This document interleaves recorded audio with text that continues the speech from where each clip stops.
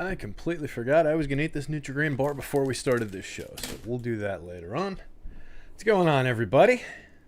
Appreciate you guys hanging out, joining us. We're going to do kind of like what we've done the last couple times for the Game Plan show, just do a little bit of a breakdown of the MLB slate that's coming up, kind of a proxy live before lock since the other shows were earlier in the day. I think that works pretty well for everybody. We get a little one-on-one time with going through some thoughts of the slate as it breaks down with some confirmed lineups.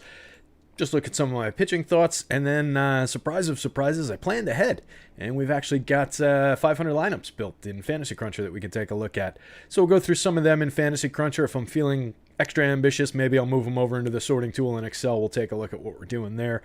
But for now, we'll just kind of start on the slate.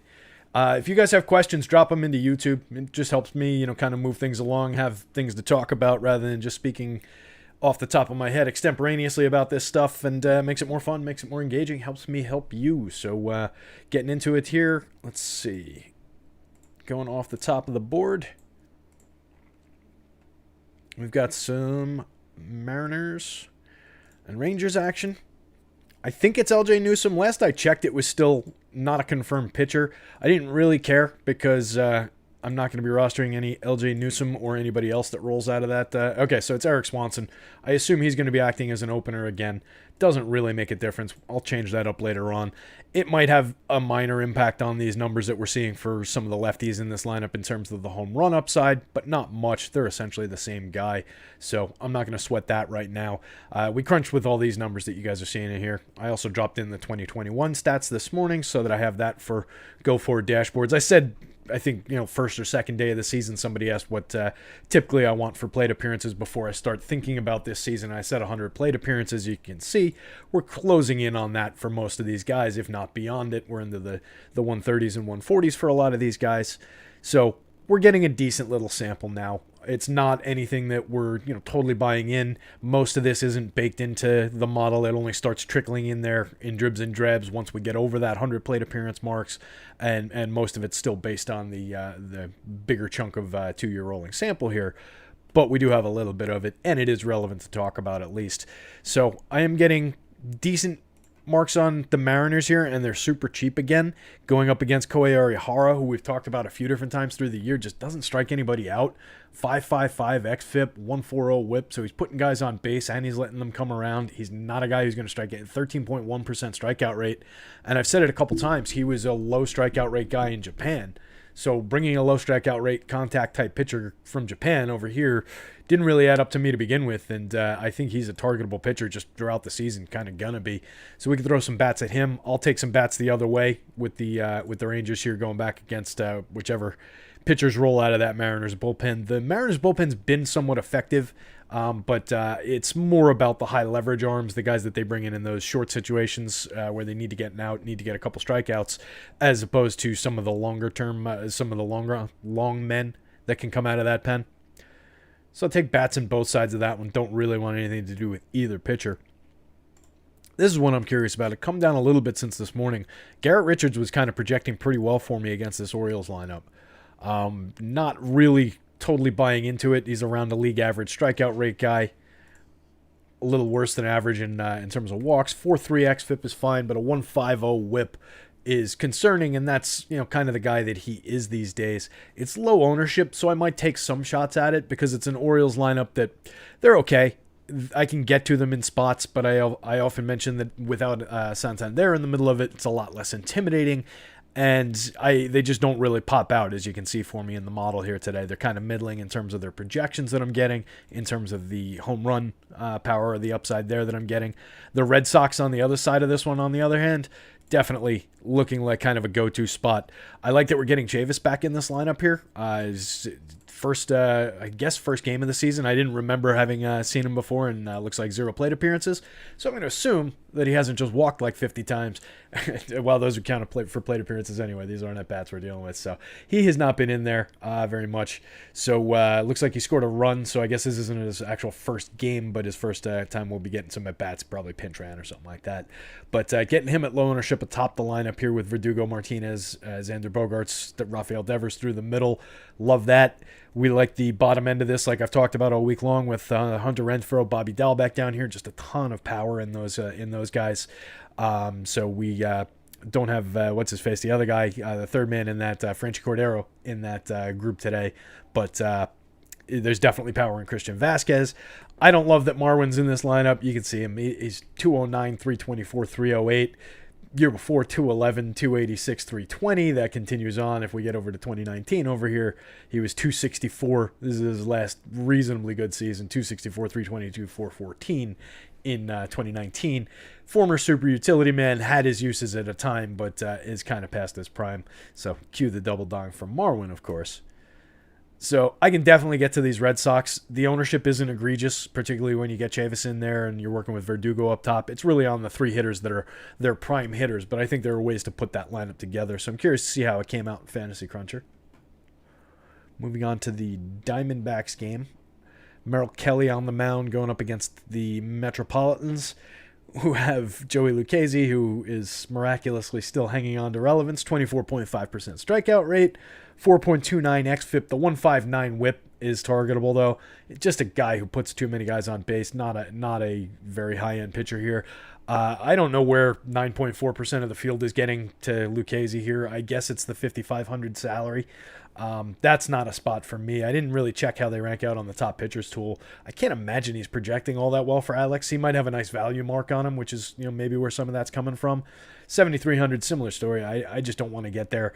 Diamondbacks, I mentioned yesterday, have been kind of killing left-handed pitching so far this year. Came down a little bit because they didn't do all that well, I don't think, in the matchup yesterday. But it's still there, and this is just a targetable lefty, I think. So I can probably get to some of these Diamondbacks bats at no ownership whatsoever again. Christian Walker leading the way, 3.4% ownership on FanDuel, under 3% ownership across the board on DK. So I can get to some shares of them, and they're a reasonable value proposition. No real high salaries on the board on FanDuel.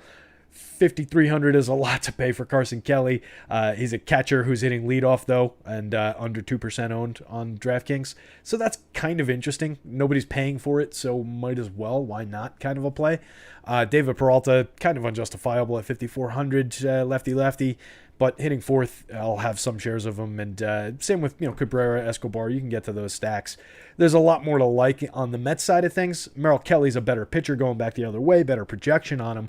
But the Mets bats are definitely better than the Diamondbacks bats. And you're getting them at a pretty significant discount from where they ought to be in terms of Jeff McNeil, Francisco Lindor, both at 2,900 on FanDuel. That's ridiculous. $2,900 Francisco Lindor, and $2,900 Francisco Lindor, frankly, on a 7-game slate ought to be owned more than 10% by the field. So both the price and the public ownership are probably low there. I can get to some Met stacks here. Just looking at the ownership on FanDuel, looking at the ownership on DraftKings doesn't look that different. Pete Alonso not popping up over there because I guess we call him Pete in one and Peter in the other, but that's okay. So, yeah, looking down the lineup there, I don't love the back end of that lineup with Pilar VR and James McCann in it. McCann has some utility on DraftKings where you need to have a catcher. But, for me, really, the stacks kind of stop around Dom Smith. I like Dom Smith a lot. If you get to Pilar in some of your outfield shares, I guess it's all right. Never a guy that I've really loved getting to. I'd almost rather use an infield spot on Johnny VR and hope that some of the speed, the stolen base upside comes through. But really, I'm looking more at the top end of this lineup up here. So we'll see how that one came out as well in stacks. Moving over to the Blue Jays, the pitcher going up against the Blue Jays, Christian Javier, kind of stands out. One of the stronger plays on Alex's board, gets a decent projection from me. I'm not getting a lot of high-end pitching projections today. So a lot of these 26s to 30 projections are going to be the base of what we're playing on this slate. I think there's enough in the Blue Jays lineup in terms of strikeouts available, and you can see they're not. I haven't fixed any of the naming conventions on some of these guys in a long time for like DraftKings for the new spot for Fangraphs with the juniors and whatnot. But we know that these guys are good hitters. We know Vladdy's out on a tear to start the year, so I kind of like both sides of that one. I might split hairs and just go down with some shares of Christian Javier. I think I probably prefer the Toronto Bats side of it if I really had to decide. It looks like the ownership is favorable on them to the point where like I'd like to get to some 1.5% owned Kevin Biggio, some 1.5% owned Lourdes Gurriel for 2,300 and 2,400 respectively. The top end is a little bit more owned, but not much. So that kind of interests me, but I will have shares of Javier. He's a good pitcher, striking out 30% of hitters this year. Good spot for him to potentially accrue some strikeouts. Matt's on the other side. You can see I'm getting strong power numbers for the Astros here. Matz is a guy who over his career has been prone to giving up home runs. I think he's at like 1.4 home runs per 9, despite being out to a pretty decent start to the season. 24% strikeouts, 3.96 xFIP, 1.22 WHIP. So it's not like he's an ace by any means, and was kind of overperforming what he's been and coming back to earth a little bit. Astros against a lefty have been just dominant the last few years in terms of avoiding strikeouts, so I don't expect much of a performance from Matz here, and I think there's significant home run upside for the Astros, so I do like this stack. Public is going to be there. You can see the big number on Bregman, decent sized number on Altuve. Shrinking as we get to Jordan Alvarez, who I love. I really like the number on Yuli Gurriel here. Significant power upside. It's worth taking a look at. Just fix him real quick. Fix/cheat so we can see his numbers for this year. Just look at the start Yuli Gurriel is quietly out to. 342, 420, 553 with a 211 ISO. Creating runs 80% better than average so far this season. 5 home runs and 131 plate appearances. And it was like 2% of the field going to be on him hitting 5th. Yeah, fire up the Yuli Gurriel. I love that spot. He was my home run pick today. Nice little home run mark going up against the lefty. And then getting to Carlos Correa in that spot, I can definitely get to that. 13% ownership, not as low as I'd like it. I like the 5.4 a lot better over on DK. But you're paying $5,000 for him over there where you're paying 31 on FanDuel. So big time difference in the play. But getting to the Astros, at least 1 through 6. And then I'll play some Kyle Tucker there, assuming they chase Matz, early enough in the game. He'll see a couple at bats probably against a righty. You can get some speed out of Miles Straw. He's not the greatest player in the world right now, but he does have that speed stolen base tool. Martin Maldonado in play as a DK catcher if you want to get there. Skipped a game by accident there. An important one too. I'll move back as soon as this lets me. Come on. I want to get to that White Sox game. White Sox were profiling. It looked like a little bit better for Alex than they were for me again. And I wanted to look at why. They're going up against Daniel Lynch. I don't know a lot about Daniel Lynch. 4 innings pitched this year. 1 start, 14.3% strikeout rate, 19% walk rate, 5.51 xFIP in that tiny sample. Probably worth pulling up Fangraphs and taking a look at him real quick. We got time.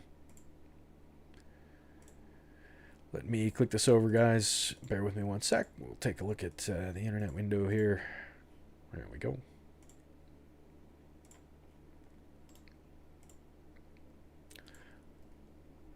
That was key in our process. I successfully managed to open Fangraphs without accidentally closing all those lineups that I crunched, which for me, my habit of clicking in the wrong place is a big plus. We were going to look up Daniel Lynch. Just want to see what he looks like in traditional scouting, what he's done in the minors. I hadn't had a chance to check him out yet, so might as well. 24.5, 6'6" lefty. Nice size. You like to see that. I want to see where his traditional pops up here. If it does. Come on. Usually it populates right in here eventually. Slowly but surely. All right, well, we'll just take a look at what he's done. Strong strikeout rate in rookie ball. So the big sample that we've got on him is in high A, or the relevant sample, I guess. 78 innings in high A, which doesn't really do much for us. 23% strikeout rate, 7% walks. That's fine. But there's not a lot we can tell. That's not going to be much to translate to the major league level here. That's a big jump for the kid. I'll give him that. No minor league ball last year. Obviously lost a year. Probably at 23, probably would have been pitching double A. Considering the decent numbers at high A, probably would have gotten that bump to double A and gotten more seasoning last year. But it's tough to say what he would have done, obviously. Here's his traditional. So, do you guys know how to read traditional? It's a 20/80 scale. So like 60 is a decent little fastball. You rarely see guys spike into the 70s and 80s. Those are rare numbers. So these mean that he's got a very nice fastball and a slider, curveball the profile, and change up the profile a little above average with average command. And the back end is the scouted, the potential. The front end is the delivered upon so far. So we can see he's got room to grow in his command and his change up. A little bit of room to grow potentially in his slider. So, not the best thing to look at in the world, but it can at least give you a little bit of an idea on what these kids are. You can always check their draft pick. Is the compensation round. So that's like after the first round, they have like another first round wedged in between where they get compensation picks back for the guys that are signed out of restricted. Is it restricted free agent? What is it? The guys who were arbitration eligible but signed, I guess. Whatever it is. So they gain the draft pick here there. So that's interesting. He's an interesting kid, but I don't know about this spot for him. This White Sox team still very good. Timmy Anderson, Nick Madrigal hitting second is like a slap hitter with some speed. Nice little 301, 347, 387 slash so far on the season. I'll flip back so you guys can see the board here as I'm looking at it. But not a ton to love out of Madrigal in terms of DFS numbers hitting second. We get Joan Moncada, Jose Abreu. Mercedes has been hot this year so far for sure. 380, 418, 598. 5 home runs so far on the season, 217 ISO. Nothing to sneeze at there. So I would prefer to get to White Sox stacks. It looks like they're going to be owned, though. So I don't know how much leverage there is on either site getting to them in this spot. But I guess they were profiling a little. Well, they're profiling okay in terms of fantasy points for me. It just was the power maybe that was not really popping out. Love Lance Lynn in this spot. My highest projected pitcher, my go-to guy here. I think he's a great option for depth. We talked about it the last time he went as just a guy who reliably pitches into the 7th, 8th inning. I think he's in a decent spot here. The Royals profile around league average for what they've done so far this year in terms of strikeout rate, in terms of their power profile, all of that. It's a stack I like to get to from time to time, particularly when they're low owned. I think just 15% Lance Lynn, not enough public ownership that I want to really go contrarian and attack him with bats. I might have some just as a hedge because I plan on being at least double that on my Lance Lynn, I think, tonight. I think I'm going to roll like 30-35% Lance Lynn. We'll see where that came out in the crunch, but that was around where he was coming up, and I'm pretty comfy with that. I kind of like it. 10-4, a lot to pay on FanDuel, but there's just the prices for bats make it that you can kind of roster whatever you want on the blue side. The Braves, I think, are in a good spot here. They hammer right-handed pitching anyway, and Vince Velasquez, just despite the 28% strikeout rate, this is the one that concerns me more here, the 15.5% walk rate. That's who Vince Velasquez has been, just an unreliable, high walks guy, puts way too many guys on base through his career. I know the strikeouts are appealing, but this Braves lineup is too good. I'm not going to have much Vince Velasquez here, and I think I will have some Brave stacks going against him. It looks like the public is going to be very much there, at least at the top end again. Ronald Acuna going up around 40%. He was coming up a lot as a one-off alongside some of the other popular one-offs that you see as I was rolling that crunch. So that'll be concerning as we start looking at some of those lineups where we have one-offs. It'll be a little concerning how much Ronnie Acuna we're getting for $4,400. I like that price still. He should be above that on FanDuel. They should move a lot of these prices north. 56 on DK, that's a more appropriate price. You can see it halves the ownership basically. So I like him better as a one-off over there, but you're still getting him as a pretty popular play there. But the back end of this lineup remains interesting, remains underowned. You can start to consider that around the Albies and Ozuna level at the 20s on FanDuel and 15 and 10 respectively on DK. But it gets there for sure when you start talking about Riley and Dansby Swanson. And I still think there's no reason to really sleep on Christian Pash down at the bottom of the lineup here. He's a kid with speed. We saw him hit his first home run of the season the other day, or of his career the other day. Stolen 4 bases. That's the appeal here. You're getting to a kid who does have more hit tool than he's flashed so far in the majors, as a potential wraparound with a potential sleeper speed at or sleeper power at no money. Has not really come through at the major league level for us yet, but they'll continue to roll him out there. I think he makes sense to continue to throw into some stacks. Oh, I didn't talk about the Phillies on the other side. The public's getting to Ian Anderson a lot more than I think I'm going to be. he was one of the spots that I undercut. It's not that I dislike him or think negatively of him as a pitcher. It's just that I was getting, in terms of projection, he's at 24. You saw it, like Christian Javier was coming up at like 26. Some of those other guys were coming up a little higher in the 20s than Anderson was. And for the rate at which the public's getting to him, nearly 25% on FanDuel, I think I can undercut that and be safe. So I think I had set him at like 15% to come through. So I want some shares of him, but I don't need to be at this 25% mark, I don't think. If it burns me, it's all right. I'm comfortable with that. And I think at low ownership, you can see he's taking the top off of the Phillies in terms of the home run model because he's been good at keeping the ball in the park, keeping the ball on the ground for his career. But I think I can get to some Philly stacks. So I'm curious how they came up. That's one where I run my, for real crunches, I might have to give them a little bit of a nudge to get to more of them if I decide I want to play a little bit more of them, considering some of this ownership here, some of this ownership over here. I think the Philly stack is interesting. I don't know that it's a go-to spot, but I think it might be a little bit interesting for us. Last game, it's a pain in the ass. We've got the first 6 games going off in the 7 o'clock hour, and then not till, what is it, 9:15, something like that on this last game. So you got a little time to wait, a little time to monkey with your lineups if you want to. As you can see, I've got Clay Kershaw coming up in that similar 20-ish fantasy point projection range. I'll have him. 10% ownership on Clay Kershaw. I'll probably have him more than the field. I let him roam in the crunch that we ran. I think I had him out to like 25% flexibility. I don't think he was coming up that much considering the price and the projection. I like him, I think, better than my model does here. I trust Clay Kershaw. He is still Clay Kershaw. 25.8% swinging strike rate this year. I wrote about it in my article this afternoon. He's striking out fewer hitters at 25.8%, down from 28% last year, 26 and change the year before. But he's inducing more swinging strikes than he has, getting a higher combined called plus swinging strike rate. So it seems like maybe not closing, which could be attributed to a little bit of happenstance, guys getting bat on ball on a couple of at-bats that would have made the difference between this strikeout rate and that strikeout rate. So I don't really sweat it. I think he's fine. And I can take some shots at the Angels with him here if he's going to be under-owned. So it depends on how Alex sees him as we head a little bit closer to lock in that last hour.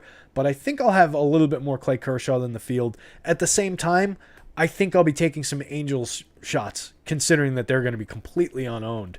I like getting to something like Trout up than Ohtani, maybe some David Fletcher, maybe some Jared Walsh. We'll see where this lineup comes down. The back end of this lineup is kind of dead. Juan Lagares, Phil Gosselin, Kurt Suzuki, not exactly wowing anybody here. Jose Iglesias, a little bit of underrated pop at the shortstop position, but not the greatest bat in the world. But if you wanted to tack him on as an add-on to the back end of a stack, I wouldn't totally hate it. So we'll see how the lineup comes out. I don't think it's landed on us just yet. We can check that as we head over to Fantasy Cruncher to look at some builds. Yeah, it doesn't look like they've dropped yet, which is good because that means I won't have to update the thingy. Could you talk about, Joey C asks, could you talk about Lothar as a value pitcher 4K on DK? I could, but I don't know a ton about him, but we can look him up too. We'll move back over here.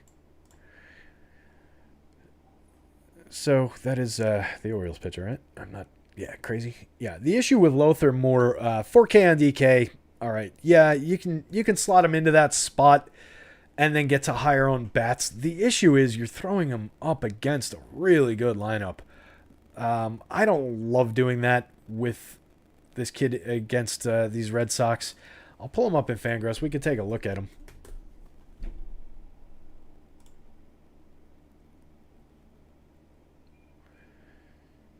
25-year-old lefty. He's smaller than the other lefty we looked at. That kid was 6'6". This one's only 6'2". I say only as I stare up at them from 5'8 3/4. Couldn't give myself the full 5'9 there. It'd be cheating. 148 innings in Double-A in 2019. That's a reasonable sample. Struck out 26% of hitters that year. Walked 10.6. He was decent at keeping the ball in the yard. I don't know where he was pitching, but this is an interesting little home run per 9 mark. Let's see what his ground balls were. Huh.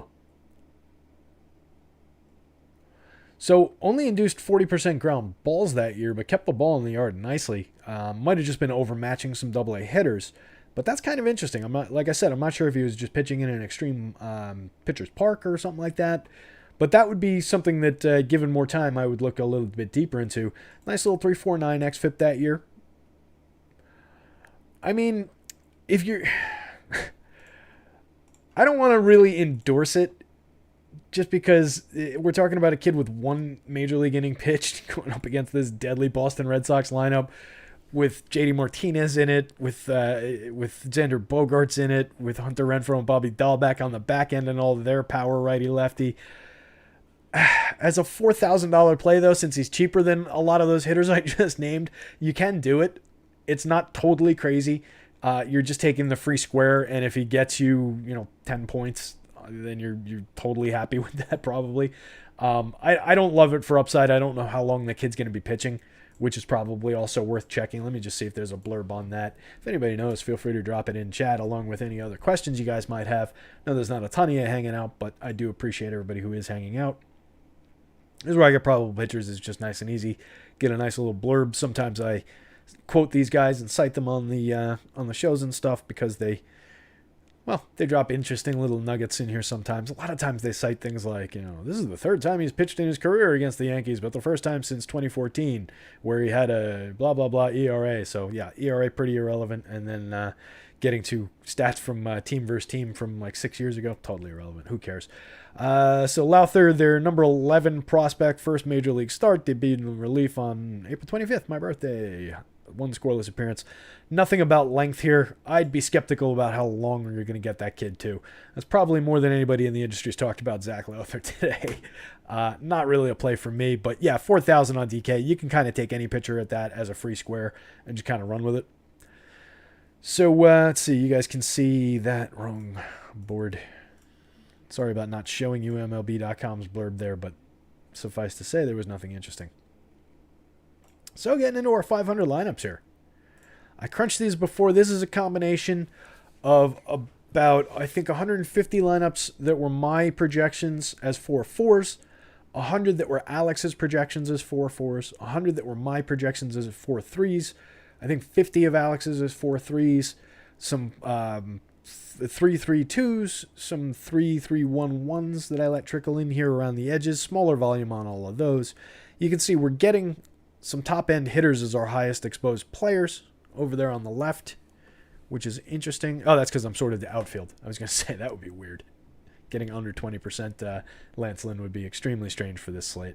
I'm just letting this sort by projected so we can take a look at what some of the numbers look like, some of the top-end lineups.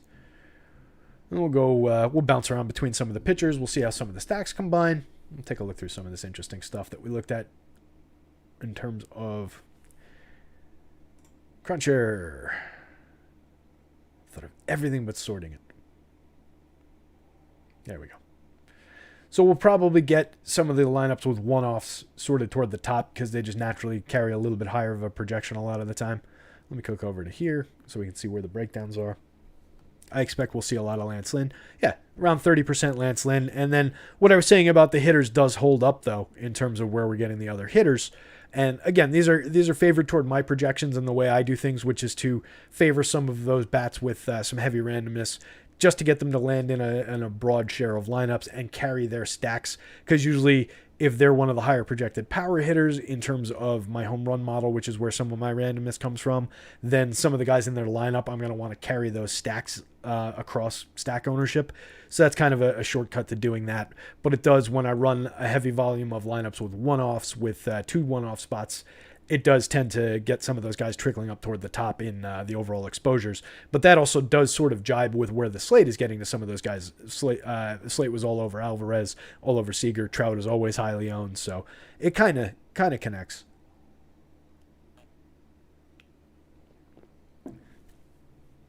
It does look like we're getting a lot of Merrill Kelly, which is interesting. Let's see where the pitching breaks down.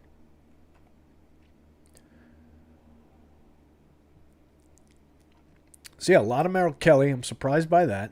We'll see how he ranks out. And then some Garrett Richards, which was driven by the projection I was getting on Garrett Richards more so than where Alex was getting him. Concerned that we're not getting enough Clayton Kershaw. That's below where the field was getting him for sure. They were around 10%, and like I was saying, I'd like to be over that. So we'll probably have to give Clay Kershaw a little kick here. The last 2 lineups. Do I dare reload this? I'm not gonna. We'll leave that for later. We know when most of these guys are going to be projected in. Some of them might not make the final lineups. I want to take a look at the top starters and just see where Alex is coming down as of this last update and some of these. Great way to make some of your pitching decisions, guys. Another tool on the site. Just if you're not using it, you are doing MLB DFS wrong. You're doing yourself a disservice with building these things. Baseball, it's best to take some broad data sources, I think, from some of the experts and, put it in with whatever main numbers you're looking at. Hopefully it's our site's projections. If you're creating them yourself, I strongly encourage you to look at all of your stuff alongside of Alex's stuff. It's how I do it. It's how you see most of us do it across the different sports that we play. He's the best in the world at this for a reason. And that reason is because he's also got Lance Lynn as his top pitcher, just like I do. So, clicking over to FanDuel. DraftKings, guys, I apologize. What are you going to do? Most of this stuff jibes across sites, though. So hopefully some of you guys are hanging out. I'm sure we've got more of a FanDuel crowd. And all of what I've done here is based on FanDuel. So it looks like Alex does have Kershaw downboard 4th overall. Little over on 14%. So the ownership crept up since when I ran that update. The probability of being the top starter is only 10%. So, but, these top 5 guys, this is from 9.5 to 12-1. That's essentially equal. Just since I'm biased toward him, I'll carve Lance Lynn out of that group and say that these 4 guys, these next 4, are just basically equal in my book here. So Ian Anderson, like I said, if he's going off around 26% owned and a 10% probability, we're talking about nearly coming triple, 2.5 times at least of where he's, what his likelihood of being in my top option here is. I'm not going to cross him off, and I do like the price, $7,900, but the matchup isn't stellar. And that is just way, way over on the ownership. So I'm comfy if I'm coming in at like 15%. And it looks like we're coming in around 10, which I'm good with. I might give it a little kick just to grab a little bit more. Like I'd probably rather be at 15 than 10. Just to get a little bit edge on what his probability of being the top is, but still undercut the field by 10 percentage points or so. I kind of like that idea. But where I wanted to be over on Kershaw, I don't know. That's debatable at this point between the matchup and between the public exposure. The Garrett Richards play as well doesn't project as well for Alex. Not really. Now we're starting to trickle out of where I would consider it around the same play, and we're getting them over-owned. So do I want to be over the field's overexposure? 12%, so I'm like slightly over the field's overexposure. If the field's overexposed to him and I want to be over the field's overexposure, I need more than that 12% mark. That's the thing. So, considering his appeal on Alex's board, it comes down to like, am I making a decision where I'm going away from Alex, trusting my projections more when I already said I don't really trust that projection on Garrett Richards here? Getting into dicey territory, and then I would want to be, again, I don't want to be at 12 while the field's at 10. I want to be more around 20 while the field's at 10 if I'm going to do it, and I don't really want to be there on that play. So I think that's one where that'll be a give back spot where I'll probably peel back some of this ownership, let it fall to more Anderson shares, push more of it toward Kershaw shares when I run this crunch for real. So this is why I think it's always a good idea if you've got enough time to run some early crunches. Particularly as we get into like this 5 o'clock hour, and then you get the final lineups. Tonight will be nice. We've got more than an hour to build with all the confirmed lineups. But I think it's a good idea to get in here, run out like a full set of everything that you would do, see how it ranks out, see what it looks like as compared to Alex's numbers, as compared to whatever you look at, and then make some decisions and make some changes if applicable. If not, great. You're awesome at this, and just run with your top lineups. But for me, it's super helpful to look at things that way and consider where the field is and where I want to be in relationship to those numbers. Clicked on the wrong thing, as is my wont. I think that covers most of the board here. Bundy would be really interesting if he was at lower ownership, but that's around level ownership going against the Dodgers there. I think I'd rather have the Dodgers side of it. Taking a look for any DraftKings people. Yeah, like here, Bundy's more interesting to me as a starter where you pay up to be contrarian, roster him alongside one of those other pricey starters. Use 2 high-priced starters on DK. If you're buying into particularly if you're doing it with like Christian Javier and Dylan Bundy, where you're getting both guys under-owned. 26% ownership, but only or 26% probability of being a top two, but only 14% ownership on Javier. 19% 0.8% probability of being top two, but only 13% ownership on Dylan Bundy. We're really cooking there in terms of our leverage on the field, our probability of getting the top two starters at low ownership. It becomes difficult to pay for them, but difficult to roster our top stacks with them. But if you can get creative about doing that, if you can get to some of those value stacks, find one of those at low ownership, put it together with those guys, that's in play. Little something for the DraftKings people. Taking a look at some of these lineups. Did I even check Merrill Kelly? That was why we went over there and the entire reason to get there to begin with. Looks decent on the DK board. He's down board a little bit in terms of the probability of being in the top two, but like he's in the mid-range here, and as one of the lower cost starters in the mid-range, that's kind of nice to see that he's half owned in terms of what his probability of being top was. And then on the FanDuel slate, he's coming in a little bit under-owned. So mid-range again, below these guys here where I'm considering like the top of the board, the same play, but a little bit under-owned. So I don't know that I need 14% of them. I don't know that I need to be double, but it's not uncomfortable being double there. So we'll see how the lineups look. That would really be what decides it. If he's the difference maker between getting to some of these great bats and not, then he'll probably get in there. You can see this one. We're sorted by projection, my projection. You can see this one coming off the top with Merrill Kelly here, the third highest projected lineup, using 2 one-offs. I don't love that construction. I prefer full stack constructions, but kind of interesting in terms of which one-offs it went to. See if I can add the ownership in here without too much fanfare, because that is relevant with these one-offs that we're talking about. I assume everybody knows how to do this. The handful of people who are hanging out at this point, you guys probably know how to use Fantasy Cruncher enough that you should actually click save. You probably would have told me that. Let's see, did I actually click the ownership? Where the hell did it go? There it is. So like I was saying, you actually know how to use this, I'm sure, but that's where you get the additional statistics. You can add them into your little lineup cards here.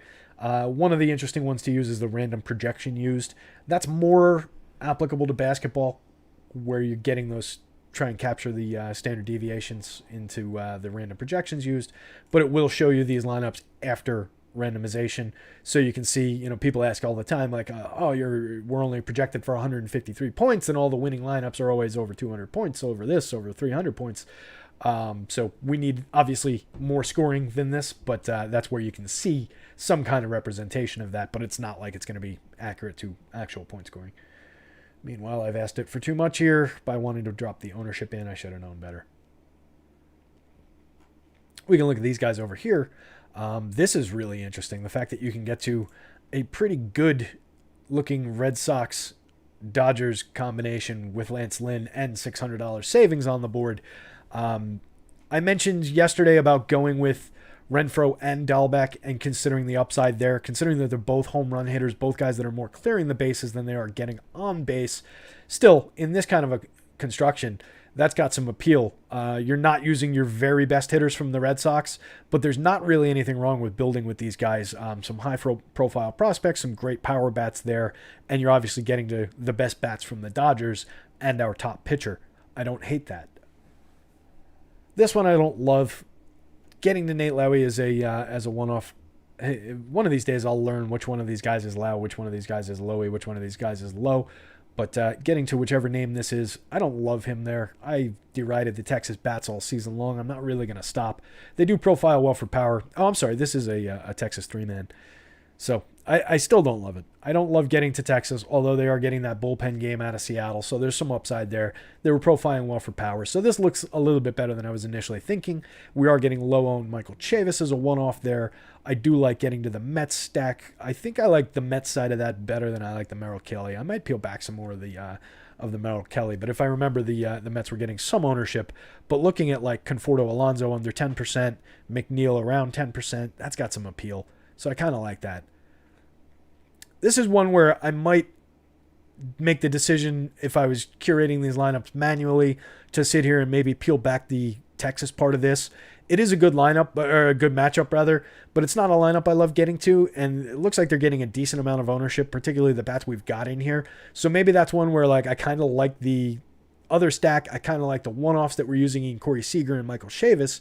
So maybe we go to a different construction in terms of that that 3-man there, or maybe we make it a 4-man, a 4-3, something like that. So we could monkey with this one a little bit and probably get to a better construction. This has appeal, obviously. That one leaps out just for having Red Sox and Braves in it. This one's interesting if you're playing the contrarian angle, throwing some of those Phillies up against Ian Anderson. I kind of really like this, actually. With a Yordan Alvarez one-off, he's going to be owned, but I don't really... 18% ownership. It's not tragic for a one-off there, and he's explosively high-ranked. Even as a lefty-lefty, he doesn't sweat lefty-lefty matchups. Going up against somewhat homer-prone Steven Matz, now pitching for the Blue Jays. So I do kind of like that with Matz's former team. The Mets in there. A lot of good Mets bats in that line, in that little stack there with Lindor, Conforto, Dom Smith, and Jeff McNeil. And then some interesting Phillies bats with a Lance Lynn. Spending all your salary exactly. Kind of like that one. Oh, I had already taken the thingy off of there. As you can see, we're getting a ton of Lynn and Kelly. We'll accelerate through this and look at some of the other pitchers, but it is relevant looking at what these guys are coming up with. So you're getting some Kelly stacked in with Dodgers and Astros. This one's pretty interesting with Mr. Mike Trout baked in there. So never really can hate on a lineup that includes Yordan Alvarez, Mookie Betts, and Mike Trout. Don't totally hate that. Obviously, you're getting a ton of ownership. Using Mike Trout as a one-off is always debatable, but when he's going off only 7% owned, I can get to Mike Trout as a one-off there, when he's especially in a stack that in a lineup that includes those other two premium hitters. So that one's kind of interesting. I don't know, might be one that public people land on as they're constructing. I always like to think about that too, like who's the most likely. If I'm hand building this, if I'm Johnny Public, and I'm hand building one lineup while I'm on the bus on my way home, and I'm staring at that last one-off spot with money to spend. Am I spending my $4,500 to get Mike Trout, or am I spending my $4,500 to put somebody else in that spot? It's always worth considering. Johnny Public most of the time is going to opt toward those stars. So if you're building that one lineup, maybe it makes some sense to think about rostering another guy in that spot. Something I do frequently when I'm clicking through here as well, looking for those one-offs. If I'm sorted to some 4-3s over here in the team stacks function, then maybe I'll start changing some of those just along that process. But when a guy like Trout is only 7% owned, I'm pretty happy to get to him in one-off spots. A lot of Lance Lynn's here. A lot of Lance Lynn's with Astros. So that's another thing. I mentioned it yesterday. Something I want to look at for sure is the percentage to which we're getting Lance Lynn and Astros. I never want to put all my eggs in for one pitcher in the same stack basket, and vice versa. I never want to put all my shares of a stack with just one pitcher. Never is a relative term here, of course. We get some of those slates where it's Jake DeGrom and 5 scrubs, and you do want to do that. So all relative, of course. Everything that I ask for takes too much time. This is more fun when it actually pops up, and you can really just sort these things with ease and go through it quickly. Here we go. So these are the Lance Lynn only lineups. So 18% of our 4-mans. I set it up for relatively even distribution, but as you can see, we're getting 18% of our 4-mans are Seattle or Houston, and then we're getting down to 15% Boston, 13% Texas. I don't love. I'd like to be getting to more of these other stacks down here. We're not getting nearly enough Chicago White Sox along with their pitcher. Those would go as potentially 5-mans, depending on the construction, of course. Then down here, so a lot less of our 3-mans are coming up as Astros, and I like the different distribution we're getting through the 3-mans, which is interesting. So it could just be price related, and then getting some interesting little Chicago guys there. So that's interesting. I might want to get in and tweak the degree to which I'm getting Houston and Lance Lynn. But I think that's an interesting way to take a look at some of these things here. We'll take a look as soon as this pops back up at some of the other pitchers and where they're coming up. I want to take a look specifically at Kershaw and see what we're getting to with Clay Kershaw.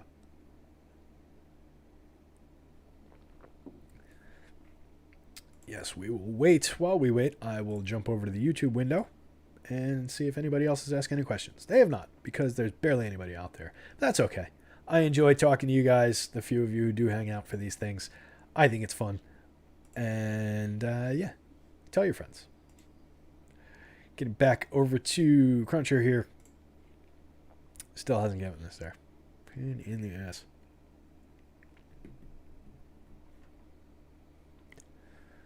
Well, it would be really interesting to be taking a look at what lineups we're coming up with Clay Kershaw here.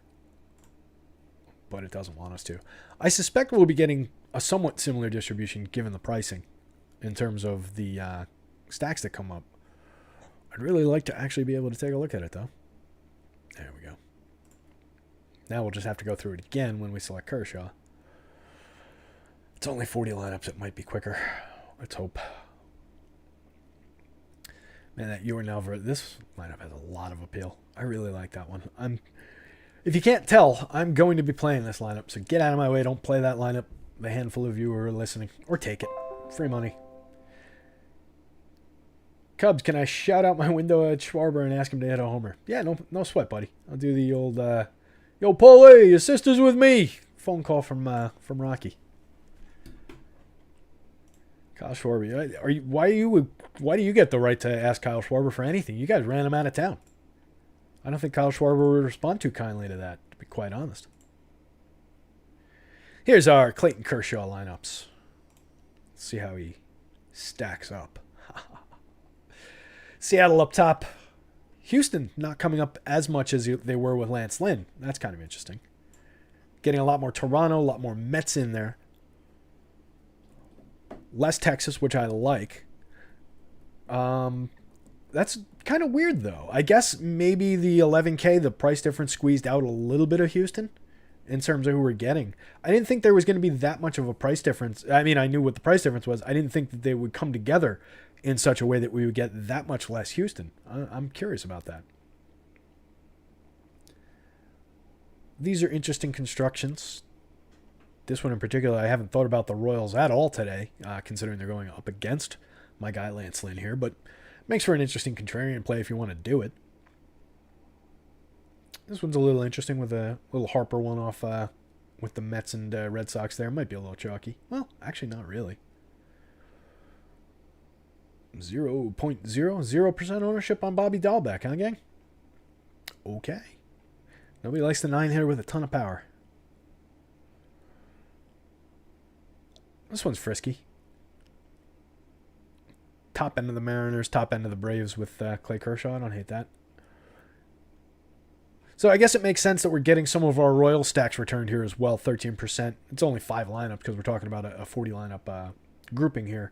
So I'll kick up, like I said, I'll kick Kershaw in the ass and get more shares of Kershaw in, I think, in the official crunch. I might limit. I wish we need some additional utility in the ability to like limit stack pairings with pitchers within Fantasy Cruncher. I know I'm nitpicking and getting really specific with some of the asks, but that would be really cool, the ability to do that. But I'm going to want to, I think, do that. So it might be a day where I run some individual pitcher-based crunches. Just grab the pitcher, set them at 100%, dash off some crunches, get some stacks, toss them into the pool, just to get a few more shares of Kershaw. And that'll help. You can use the stack tool then to say, all right, only give me 5% Kansas City stacks here because I don't really believe that Kansas City is going to come through as a hedge stack for us. And I don't want that many shares of my Kershaw swallowed up by being tied to Kansas City shares. Something to consider. Getting some White Sox bats here, that makes sense. Getting to some of those 4-mans in the 4-4s because you can't do that as a 4-4 with the White Sox pitcher there. Some of these Texas bats are somewhat interesting in getting to where they're pairing with in terms of pairing them with a lot of LA and a big one-off. A lot of Toronto here. I'm starting to not hate the Texas bats, I guess. Looks like I'm going to have enough of them. Take a look at some of these other ones.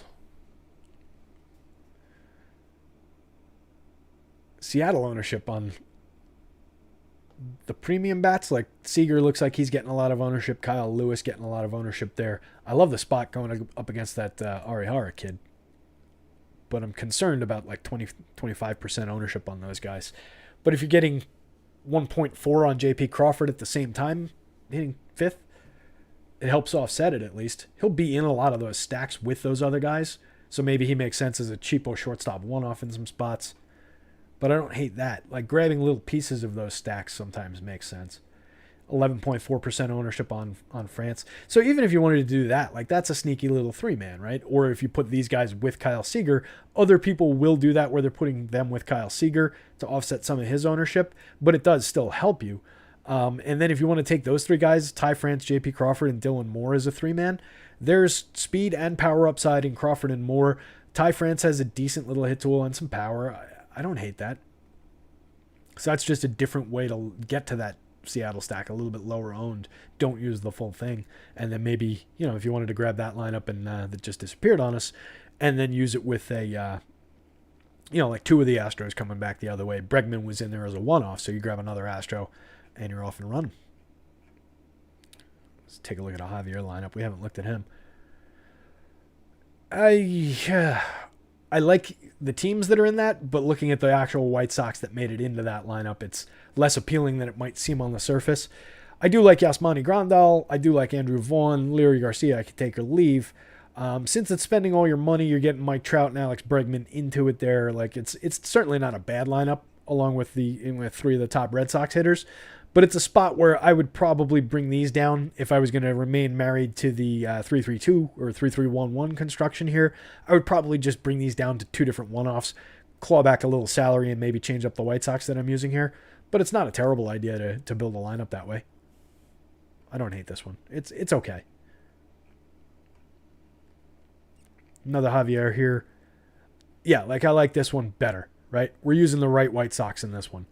We're using Moncada, we're using Anderson, we're using Abreu, little Ronnie Acuna. This means that you could swap out Ron Acuna and put any White Sox that you want into that lineup there in the outfield. You get some nice appeal. I'm just looking if there's a different way to put that together positionally, but doesn't really look like it. But this is a nice one. You get the top end of the Mariners plus Sam Haggerty at the bottom. If you wanted to put a different White Sox in here for Sam Haggerty, you could do that. But that's not tragic. Use him as a wraparound there. I like that lineup. Another Javier over here using the Mariners again. So another spot where, again, makes some sense. Check out how many shares of Javier are tied to Mariners stacks. Just something you can spot by looking through the slate this way. Steven Matz, I doubt I'm going to have all that much of him. But if you want to use him, you don't spend nearly all your salary and you're putting the White Sox and Dodger stacks together there. That's pretty nice. Garrett Richards, like I said, the over-owned Garrett Richards. Yeah, I don't love this.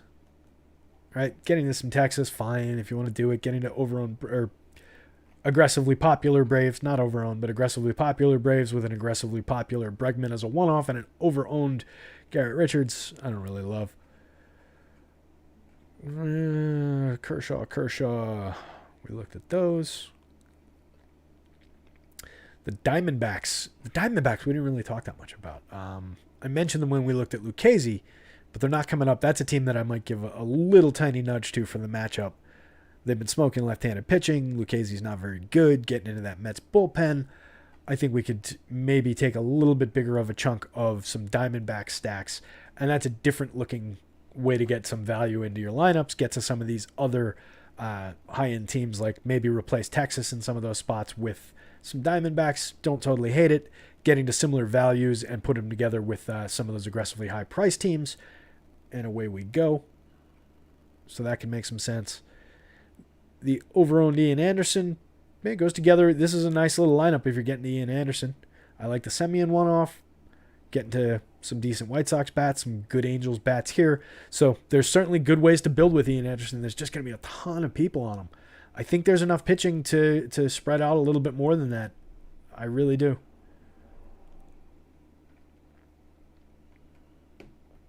Richards. That's kind of interesting. Not spending the money exactly how I'd want to. Like, this is another spot where maybe we could build in some different White Sox or build in a different stack and spend the money a little bit better. But I don't hate the idea of the Yordan Alvarez one-off with those three Blue Jays in there. Kind of interesting. Kelly one. A lot of lineups, if you guys can see. A lot of the top-end lineups here, too. Not, well, I guess we're a little bit scrolled down the board here. Let's go back up to the top. I didn't realize we clicked back in about halfway down the board there. So yeah, we're spending the salary a little bit better back up toward the top end here, where we're getting to the Lance Lynns of the world, which makes some sense.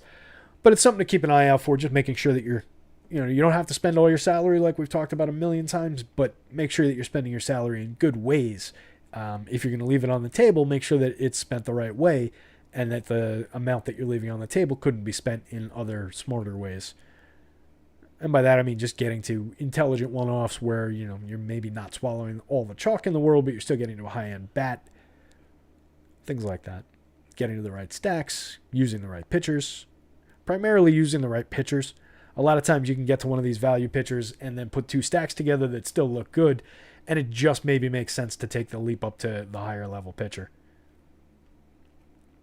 Like this one, for let's say with Garrett Richards there. You could maybe spend that a little bit better. Maybe. I don't know for sure. Normally it would show me because I clicked on a little thingy here. What do you call that? Is there a word for those little two arrows? Looks like the recycling sign. You could, you couldn't use Ian Anderson there. You could afford him, but you couldn't use him because of the stack. You could get to Galen, though, who was ranking out pretty well. I'm sorry, Merrill Kelly. Galen, why is Galen green? It's not helpful. Did they swap starters? If they swap starters, I'm going to need to do some catching up, which is good because we're coming up on the end of the show. That one's interesting. I don't know if that's the same one we looked at before with Phillies in it, but a four-man Phillies going contrarian against Ian Anderson there. Kind of like that. It's not Bryce Harper in there, but I do like it with the Braves bats and some Lance Lynn. Super high on Kyle Seager. Probably not the best one-off in the world to use in this spot. I want to come up with something to use ownership and leverage a little bit better in terms of when I run crunches with one-offs to limit that. A just easy cheat way around it is, of course, to drop like a 15% global ownership exposure cap on everybody. But then maybe you're not getting to some of these guys quite enough. You're limiting it a little bit more than I'd want to. I think it's, like I said, it's one way to do it. You can do it if you're in a hurry, but there's probably a better way to do it. So it's yet another thing to put on the list of things I'd like to figure out within Fantasy Cruncher. With that, I'm starting to fade a little bit in terms of talking about this and talking to myself, and you guys aren't hitting me with enough questions, unfortunately, the handful of you that are watching. Oh, you are. Look at that. A couple of you guys did ask questions. Brian Walsh, getting to so little of Kershaw after putting it through a Raider, 7150 Ian Anderson. Yeah, it makes sense. I mean, Anderson was coming up a lot with Alex's projections. And coming up a lot. I would suggest maybe if you want to wait a little bit more toward your ownership, your leverage marks there might help shave some of that Ian Anderson. But ultimately, I think just to get more Kershaw in a crunch, we're going to have to give him a little kick in the ass in terms of what he's got. And I think it is worthwhile given the overexposure of Ian Anderson. And while it's not underexposure to Kershaw, he is still one of the top options on the slate and coming in only a few percentage points over-owned where Ian Anderson was approaching triple over-owned, at least on the FanDuel slate. Sean Tucker asked, what are the stack settings? I mentioned off the top, Sean, it was a mix of 4-4s, 4-3s, 3-3-2s, and 3-3-1-1s in that, which is I'll typically very heavily lean 4-4 and 4-3s, and then I'll let some of those other constructions in around the edges, particularly this year with the way that pricing has fallen and the way that pitching's been a little bit on the dominant side. I think it's made sense to, not to say by any means that I don't believe in stacking or anything like that, but I think there's a little bit more viability in the shorter stacks, the three-man stacks, than there has been in previous years. But it's still very, very short sample, and that's going to change as the weather warms up. So it's a little bit temporary where I've been letting more of those creep in around the edges than I normally would. But my preference, Sean, if you're still listening, is 4-4s and 4-3s. So hopefully that helps.